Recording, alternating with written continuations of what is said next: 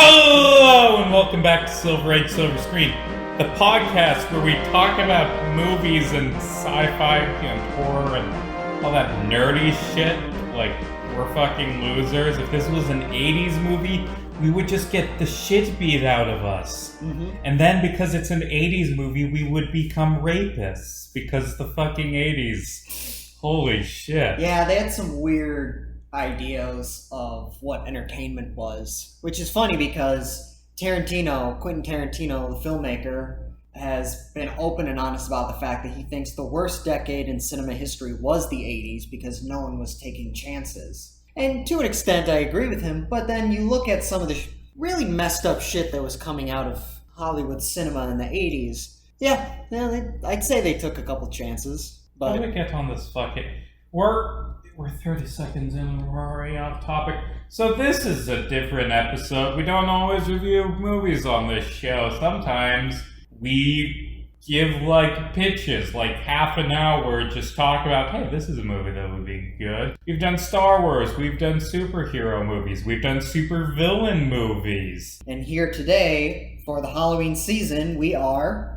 Why didn't you just finish that sentence? Why you gotta point to me? We're pitching a horror movie, except we're trying something different where we aren't just reading off a Word doc where we've listed out, this is what I would do in the movie. I think it should be like the Star Wars Holiday Special, but better, and Don Cheadle should finally get main character status. No. We're going to just be workshopping an idea, how this is going to work. Riley has an idea. I have never heard this idea before. He's going to say it. We're going to bounce back and forth ideas. Maybe you guys will like it. I don't fucking know. Yeah, I mean, I am pretty excited about it. I think I have a really good idea. And I'm excited to share it with everybody, with you, Casey, and workshop some ideas for it. So, yeah, is there anything else you wanted to say before we jump right into it? Most horror movies are kind of shitty. This better not be shitty. Oh, yeah. Yeah, they are, because horror in general has the most potential to have genuinely good storytelling.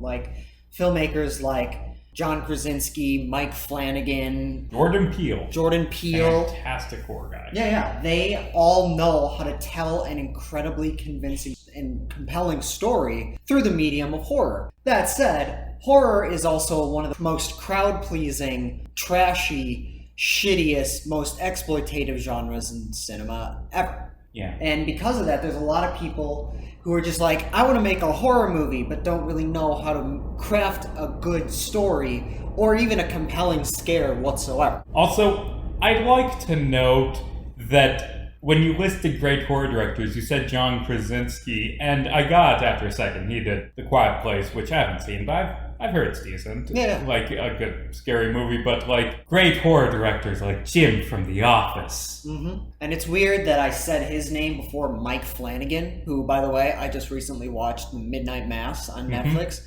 Fantastic. I highly recommend. Also recommend everything else Mike Flanagan has ever done. That just sounds terrifying. Who would want to go to church at midnight? Oh, especially this church. Well, let me tell you. As a horror fan myself, I recognize the fact that horror movies do tend to be, more often than not, shit. But there is potential there to have legitimately compelling and great cinema.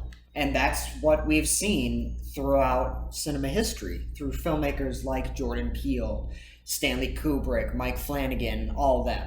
James Wan, Yeah, Aquaman was fucking terrifying. Yeah. So, I hope that the idea I have and the idea we're going to run through is worth it as well. So, without further ado, let's just get right into it, huh?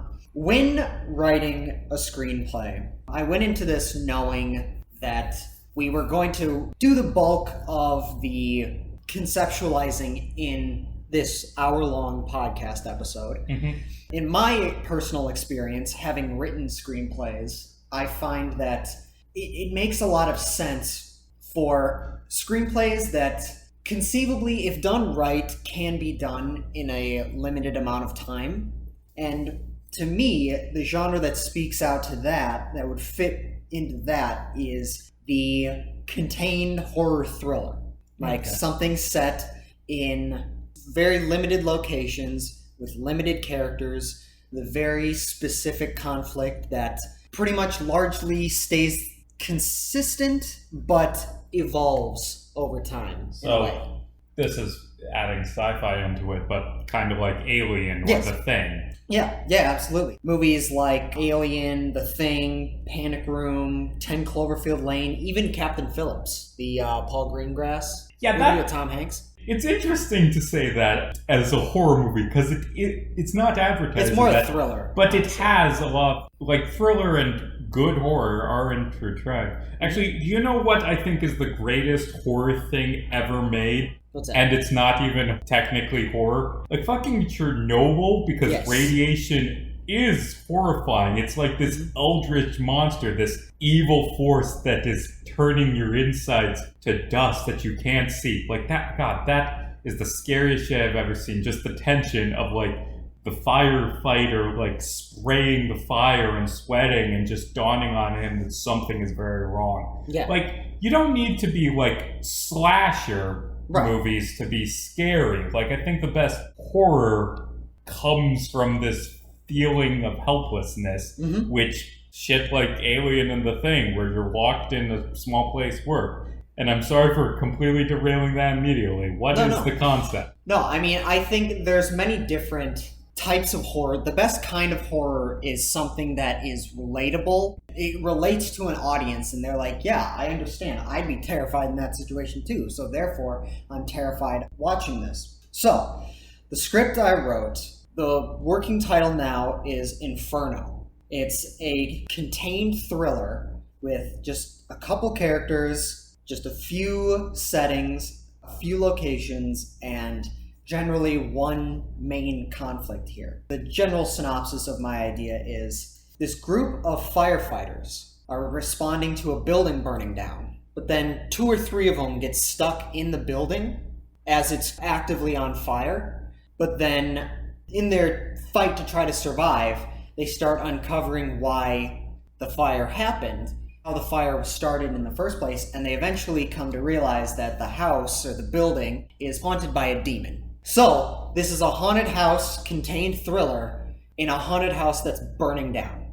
Okay. And the entire film is the main characters progressively trying to survive. Yeah, and I have ideas for setup and fusion. Let's see. This is an interesting sticking point based on that idea is just time. How long you're in that house and how much can we see happen in... Is this like a residential home, like just an ordinary house? It can be.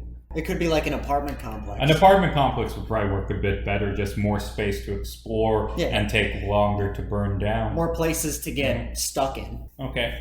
What else you got? That's pretty much it. They have to fight to survive, and they have to fight the fire and fight a demon. So the whole point of this is contained thrillers are supposed to be essentially constant roller coasters of emotion and terror. But at the same time, in doing that, taking place in one location is fine, is good and can work, but you also have to elevate the stakes progressively throughout the film. Say, for example, one film that does this very well, we mentioned it earlier, is Alien. They go down to this planet, then one of their crewmates gets this parasite on him, and they're like, okay, now they have to deal with that. But then they go back up into space, and everything's okay. But then the monster bursts out of his chest and runs away. So now they're stuck in space in a far more precarious setting with an entirely different threat. Then that threat becomes a giant 7-foot-tall monster, and its blood is acid. So the conflict progressively evolves as the film goes on. So it is generally the same conflict, but it changes its form. Even Captain Phillips, that we mentioned earlier, that one does it very well. It changes location progressively as the film goes on, making it feel fresh and new and exciting. Well, applying that concept to this idea you've given, I mean, the obvious word for that kind of thing is it starts out, it's just a building on fire and the trials that come with that. It's Chicago Fire, which I've only ever seen like 5 episodes on in passing, and all of them have the same exact fucking scene where, oh god, the building, it's on fire, it's going to explode, we need to run out. They do it every fucking week on that show. Yeah. But it's fine, one movie. But anyway, it starts, this is a really bad fire, we need to get it out, and then we start getting into some of the demon stuff. We could also have, like, the setup of the movie be the principal characters. I was thinking, like, maybe two or three inside the building, and then another one outside trying to help them. We cut back to every once in a while. I'd also like to have some sense of setup, which, having a sense of setup where you get acclimated to the characters. Again, I don't mean to keep comparing this film to Alien, but that's one thing that Alien did better that, say, I don't know, have you ever seen Underwater? No. It's that 2020 January movie. It's like Alien, but at the bottom of the ocean, starring Kristen Stewart, T.J. Miller. I don't know. Point is, great cast. It was okay. But Underwater basically starts out just you're in the conflict already, and there's really no character development because you weren't able to get the chance to get to know the characters. So when it comes to horror, you feel fear and empathy for characters that you like. And when they get into life-threatening situations, that's when you feel for them. You know, so I think we need to have some sense of setup. Maybe the firefighters put out one fire, and we get a scene together. Maybe like the haunting thing, it isn't the building, it's something that's following them. In the beginning, they're putting out like a small fire, but there's just something off.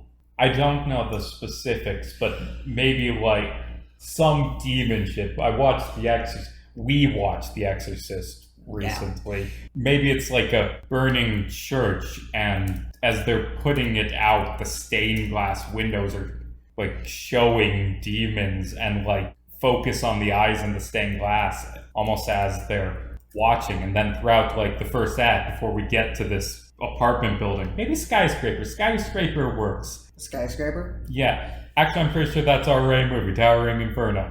Fuck it, this one isn't towering. But anyway, throughout the first act, like just going through these, and something's wrong. They've been putting out fires, and every time they do, something happens. Like maybe once the water line doesn't work, maybe they find some suffocated children, and maybe one of the firefighters, the one core protagonist, like the sympathetic guy, he's starting to crack under it. He's thinking of quitting because he can't take this anymore.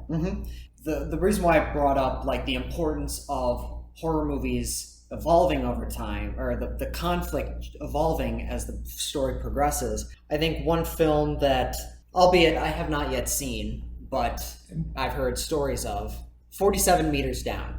Are you seriously going to defend 47 Meters Down? Then why are you bringing it up with you? Fine, the point is, 47 Meters Down? From people who I know, it's these girls are stuck at the bottom of the ocean in a shark cage, and their oxygen tanks are running out, and there's just a bunch of great white sharks above them, so they can't get out. Now, that's theoretically an interesting idea, but the entire film, from what I've heard, is just them in this cage. That's really fucking boring. Like, there's only so much you can feel fear for them, like, oh my god, what's happening? You know? They made a sequel to that movie. I'm sure it's so much better. Yeah, so the important thing now, when writing this screenplay, finding out the genre, it's a horror-contained thriller. And the setting, see, I had the idea of the opening is them putting out a fire. You brought up the possibility of it being a church. That may be on the nose, but yeah, something in the opening shows that maybe supernatural happening. Yeah, you get an idea of who these guys are, how skilled they are at their job, and how their camaraderie. Yeah, let's see. How about like a nice guy who's starting to crack under the stress? The douchebag. You need to have the douchebag in a horror movie who fucking dies and the audience doesn't care. And maybe like this grizzled firefighting chief or captain, whatever the term is, who's 2 days away from retirement. No, don't do that. Old guy, yes. The 2 days away from retirement is so stupid. I think another thing that makes horror films work very well is if the conflict transcends beyond just an obstacle in the character's way. It's more so specifically tailored to the character arcs in the story. That way, the protagonists have to confront a flaw or a fear of their own and grow through that. So it's more than just, oh, these guys are in a burning building. It's no, what is this doing to them psychologically? How is this changing them, making them better or worse people? So tailoring it to their character arcs, that's the important thing. Well, I guess that leads us to what would be the central arc of the movie to tie the horror into. And maybe it's about regaining courage and like not being fucking afraid. And the end is just this guy confronting the demon. Throughout it, he's like being terrified. He's breaking down. Then at the end, he grits his teeth and he fights it. And maybe he dies with the demon. I don't know. Yeah, I like that. But I will also like to keep in mind the fact that these guys are volunteers who actively run into burning buildings, so confronting fear might be a hard sell to pull off. Okay. Well, why is fire scary? Yeah, exactly. Not because it like fucking burns you to death. Like, you know what's scary about fire? It's the being trapped and like the anticipation. Like, you know you're gonna die and there's nothing you can do, and you're slowly choking to death on the fumes, and like you go for the door and you open it and there's just endless fire behind it. Like, that would be a good horror bit to capture on. Yeah, absolutely. I would argue that death is not as scary as compared to the torment leading up to it, you know? Like, if you just black out and you're dead, that's one thing, but slowly burning alive to the point where you are completely disfigured and are as you said, slowly suffocating to death, like, that's a horrific image and horrific feeling. And I don't know, we've all burnt our fingers when cooking or accidentally touching the stove or something like that. Like, imagine that times a million and you're dying because of it. Like, that's painful. So I would argue it's the fear of that feeling of torment leading up to your death. And that's what I'd argue would be scary about it. The tricky part is you got to find a weakness in characters who professionally run into burning buildings and put their lives on the line. Yeah. You know, I think it would be important at the opening of the movie, when they're putting out that first fire, if they maybe save someone, so you get an understanding like, oh, these are good people. Maybe one of them has a chip on his shoulder. Yeah. Has a dark past. But... yeah. Maybe chip on the shoulder. One of them just isn't taking this shit seriously, not acknowledging like, oh God, this is fucking horrifying, and just like, yeah, Jesus, we're just gonna be out of here. Chill the fuck out, as the others are freaking out. And in the end, like how he dies is he just realizes, oh God, there's a demon, and then just killed horribly. I like that idea I had earlier, that the center of this movie is a guy like descending kind of into madness from the despair of maybe seeing a bunch of people burn to death at the start of the movie, and then just he's in another blaze and he's seeing his friends dying with him, and he's losing his mind. Maybe there's some ambiguity of if the supernatural stuff is actually there. Like, they keep seeing this charred silhouette like staring at them through the flames and like beckoning them to come closer. Yeah, at first it's this slow realization that there is a demon in here. It's like, it's more of a mystery. As they're trying to find a way out, they slowly start to realize that there's something preventing them from escaping. Yeah.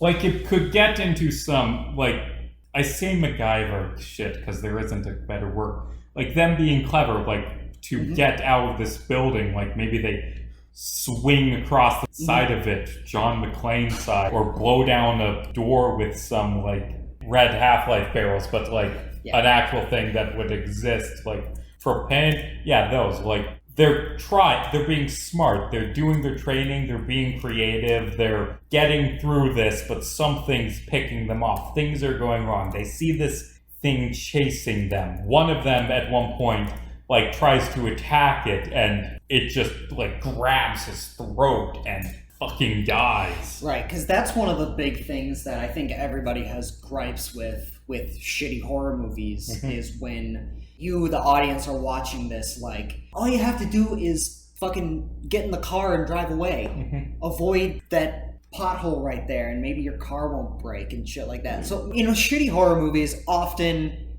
the hero, the protagonist, makes a lot of stupid decisions. And that was even satirized in Wes Craven's Scream and a lot of other media in addition to that. So this idea of having protagonists who are capable of fighting for their lives in this scenario, they're in the position where they can put up a fight against this. Eventually they come to a point where they're up against a demon. They don't know what the fuck to do.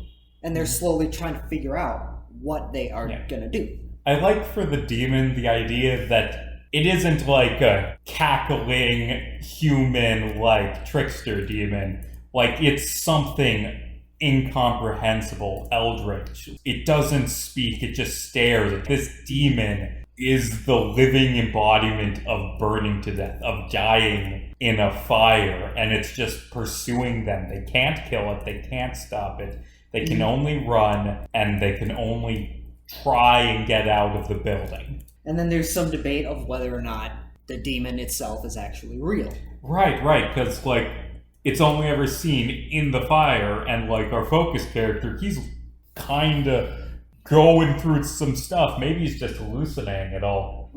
Yeah. We also got to keep in mind, this demon, you and I talked about it a couple nights ago when we watched Nightmare on Elm Street 2, which is, spoiler alert, going to be part of our next week's episode. Yeah. But an antagonist needs rules. The conflict needs rules to abide by. And I would also argue that the protagonist needs rules as well. So in some way, these characters have to be at a disadvantage. Now, it's pretty easy. They're fucking surrounded by flame, but we gotta find a way to put them at a disadvantage, whether physically, mentally, spiritually, or all three. Yeah. Any combination Well, of such. simple, like, antagonist weakness that you can get into a lot of clever cat and mouse between them and this monster. What if this monster can only move where there is fire? Like, if you're in a room with no flames in it, you are completely safe, but it keeps working to make the fire spread. It, like, knocks over some, like, barrels of chemicals and, like, fire spreads. This is a very strange building. That's apartment, office filled with chemicals. We're workshopping. But, like, it's constantly trying to make the fire spread so it can grab them while they're trying to put it out. Like, it corners them in the bathroom and they, like, smash all the pipes with their axes, so, like, water. So that's just a barrier that it can't get as they pound through the wall to get out. Like, that kind of thing. Yeah, absolutely. I also like the idea of one of them losing their fire protection. Ooh, losing their oxygen tank at one point. Demon, like, rips off the oxygen tank, which is great because oxygen is flammable. Yeah. So it can then use them against that. What if there's 4 protagonists? 3 of them get stuck in the building, one of them stays out, and the first one to die, he dies fairly early on. His oxygen tank explodes, and he dies. So at that point, there's legitimate, genuine stakes that are tangible. What's the inside one gonna do? The outside one? Or outside one, opposite of what I said. That's a very good question. I think he can be like a more minor character, but he can be like what's the cop's name in Die Hard? I'm not sure, but the guy that shot a kid. I'm not sure, but that kid was Urkel. That's the backstory of Die Hard. Yep. Carl finally got sick of Urkel and just put him down. Yeah. I don't know, maybe have this like voice of reason. Like he's this sense of comfort where he's able to communicate with them and able to talk with them, but then eventually that line of communication cuts out and they are completely cut off from the outside world. What if the way the communication cuts out is this fire, it's just growing, it's spreading to other buildings, parts are collapsing and falling onto the street. Like, they called like to try and ask something, and then just the line is dead, and it shows that the fire has spread and it consumed. The demon has killed that man and it's standing over his corpse, and maybe it like whispers something into the radio like, "I'm coming for you." I whispered, "I'm coming for you." I don't know if the mic picked that up. Wait, what if it's not just watched a bunch of kids burn to death? Like, the protagonist, we need to give characters names, by the way. Yeah. To make it easy to talk about. So we have essentially a general outline of the character. We get an intro scene of showing the firefighters fighting a fire. Yeah. Getting to know their skills, their characters, who they are as people, how they're capable enough to protect themselves in a fire. But then they're eventually called to, maybe that same night, they are called to a fire at a big apartment complex, and a couple of them get stuck inside. They try to make their way out, but eventually they come to realize that there's a demon haunting that apartment, and it's coming after them, preventing them from escaping. And the guy from Die Hard was Al, by the way. I just remembered. Yes. Okay. And then maybe they start to uncover why this demon is here, why the demon wants them to stay. I've got an idea. We start with, I'm calling them Chip, Guilt, Redshirt, Old Guy, and Carl. Because fuck names. Chip? These are temporary names. Yeah. One of them is Redshirt. So, guilty guy. Like, star of the movie, he's from a different station, maybe in like a different town, and he's been transferred here because he just had a bad incident, and it's slowly uncovering what happened to him. And at the start of the movie, they go to this fire. Chip on his shoulder guy is kind of a douchebag at it, not taking it seriously. Old guy close to retirement, like, criticizes him a bunch.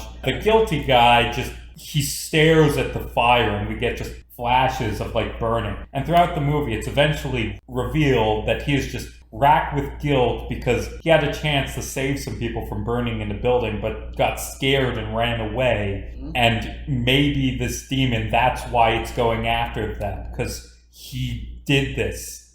I've got idea. It's all clicking into place. And so they go to this big apartment building fire, let's say 10-story building. I don't know how big of a town he was transferred to. He transferred to another city. And they go in, and the fire's really bad, and then the demon kills the Redshirt, like, blows up his oxygen tank. And like, oh no, it was just an accident. But the guilty guy's like, there is something in this fire. It is hunting us. And they keep going. They keep trying to avoid it. And eventually, Chip on his shoulder guy's like, fuck this.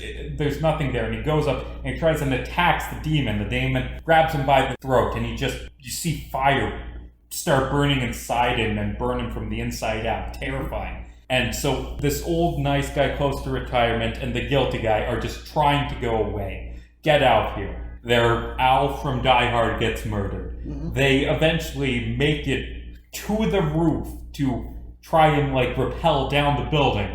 And that's when the building collapses from all the jet fuel. It melted through those steel beams. And like just through the rubble, our protagonist, who's feeling guilty, he sees this demon about to kill the old dude, and he finally redeems himself by charging at it, and like he saves his friend, but he dies in the process. That is my very, very rough idea for this. Yes, I love that. One thing that I think would be interesting to add to that, what if the climax of the film is the remaining firefighters trying to prevent the demon from escaping the building? Because the building is collapsing, and when it collapses, the demon will be free and wreak havoc. Like, as it goes, escalating stakes. It stops being about escaping and becomes about destroying the fire before it spreads from the building. So this thing, whatever the fuck it is, this charred corpse that speaks in the voice of dead people to taunt you, like, it cannot escape. And they try everything to stop it. And maybe, God, this might be cheesy, but maybe at the end, after our protagonist has redeemed himself and died in the process, it just starts raining and it puts out the fire. I like that. Because rain can act like a holy deterrent against, like, it's putting out the fire, rejuvenating the world, and stuff like that. And I just, symbolically, rain comes down and it purifies, it cleans. Like, the end of Shawshank Redemption. That's what that is. Yeah, exactly.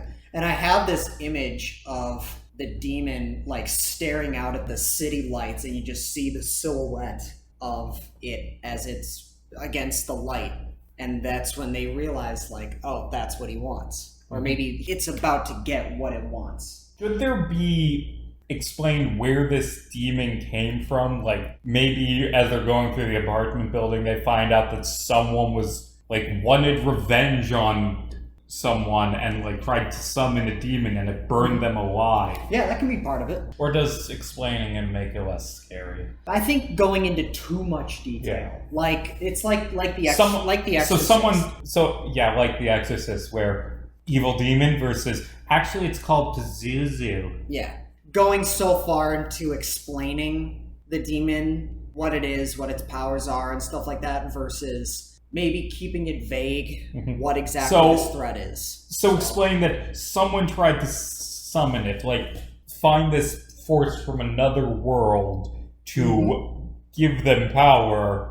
They did not know what they were dealing with, and no one does. Yeah, absolutely. I like that. So really, we have the plot, a general outline of the plot. I know you went into your characters before. Would you like to talk a little bit more about the characters, or?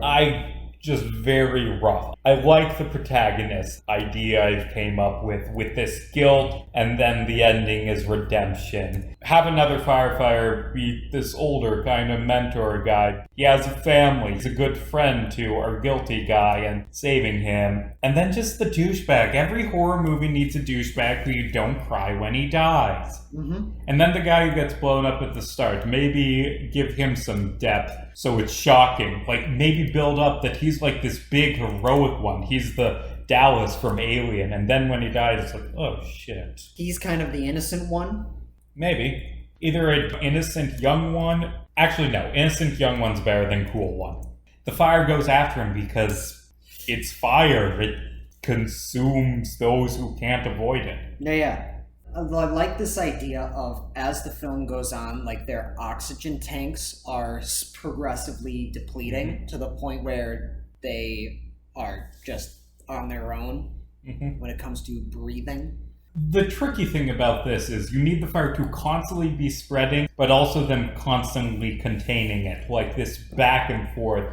And that would take a lot of thinking of, like, creative ways to do that. Like, I'd have to research how firefighting works and what not to do. Like, because the demon's doing everything you don't do.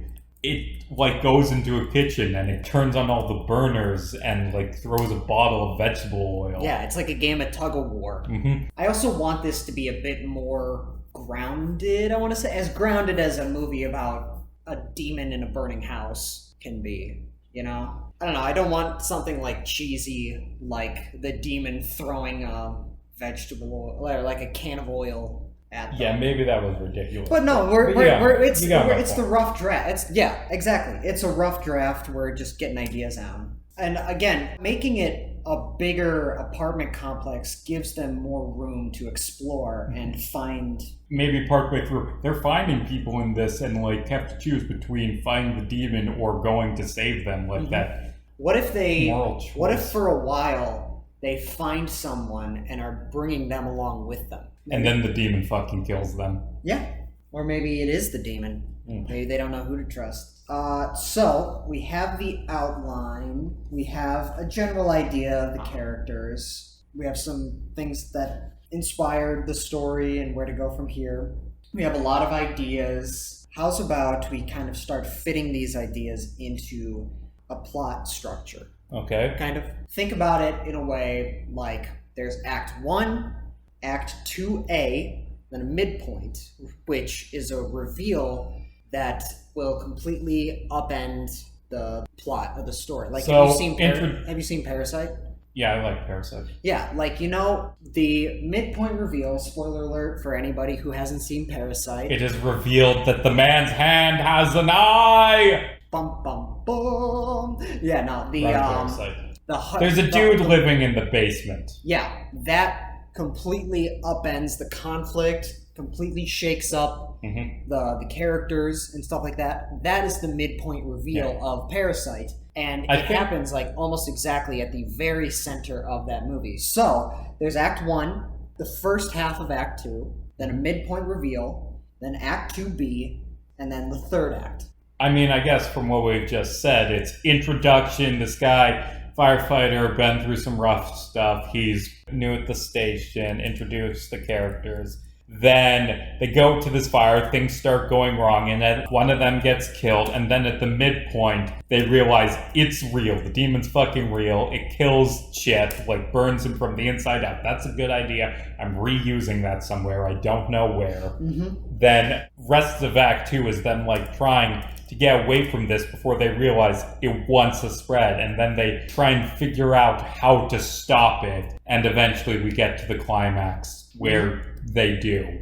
What if the midpoint reveal is that like it is a demon that's doing this? Yeah. Is that what you said? Yeah, like that it's not just fire, it's real. Something is trying to kill them. I mean, I for one am very interested in continuing this story. Like, yeah, I wouldn't mind like bouncing back ideas. Like maybe one of us writes it. Yeah. But I'd totally be down to write it and bounce, and Yeah. you and I work on it together. Yeah. Outside Well, of in this. the meantime, in regards to this episode, how to close this out? I think horror has so many different facets of itself. Like, horror is just an umbrella with so many different subgenres within it, and there's so many different directions you can take. Like, that can legitimately go on to create some great movies and great stories. So I think there's a lot of potential to literally do anything you want, especially as a writer, because writing is both very easy and also very hard. It's very easy. It's very easy to physically sit down and write something, but it is very, very hard to write something good. It's more than just, coming up with ideas. It comes from editing. Good writing is more so editing than anything else. Like, your first draft is gonna be shit. Fucking, who is that? Ernest Hemingway? I don't know. Unless the question is, who wrote The Old Man in the Sea then killed himself, I genuinely do not know. Yeah, that's Ernest Hemingway, right? He did that? Yes.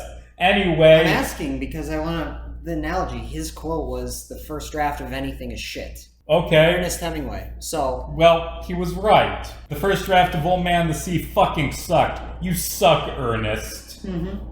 Ernest, more like earnestly bad. I've never actually read anything by the dude. Yeah. We've reviewed a little bit of horror on the show, but I do think that notwithstanding, I think we've reviewed a wide variety of horror. Like, we've seen Alien, which, again, like this, is a contained thriller on top of being a monster movie and a sci-fi movie. Then there's Little Shop of Horrors, which is a horror comedy musical.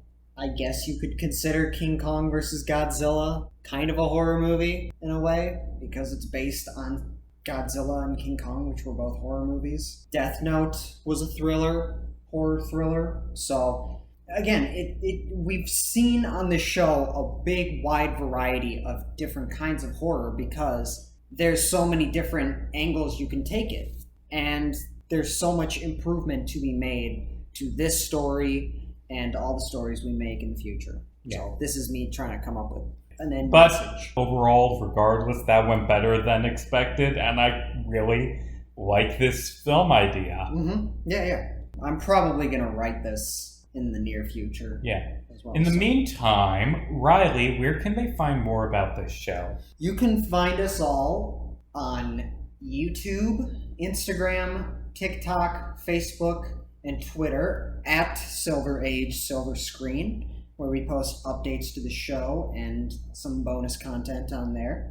You can find me, Riley Thorpe, at my YouTube channel, where I post all my short films, one of which just got accepted into a 4th film festival, that being Silence of the Karens. You can find me on TikTok and Instagram at Riley James Thorpe, where you can check out all my stuff there. You can find me on Twitter at JarmesCasey, JarmesCasey.